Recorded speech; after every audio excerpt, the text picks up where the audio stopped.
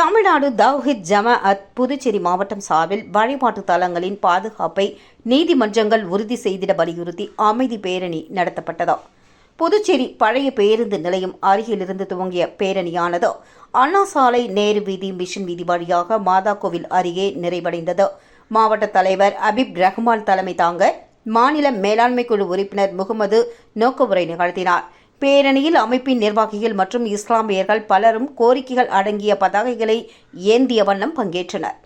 பாபர் மசூதியை தொடர்ந்து காசியும் மதுராவில் உள்ள பள்ளிவாசல்களையும் பறிக்க அரசியல் ரீதியாகவும் சட்ட ரீதியாகவும் சங் பரிவார சக்திகள் முன்னெடுத்து வருவதாகவும், எனவே அனைத்து மதங்களின் வழிபாட்டு தலங்களின் பாதுகாப்பை நீதிமன்றங்கள் உறுதி செய்திட வலியுறுத்தி இந்த அமைதி பேரணி நடத்தப்பட்டதாக தவ்ஹீத் ஜமாஅத் நிர்வாகிகள் தரப்பில் தகவல் தெரிவிக்கப்பட்டது.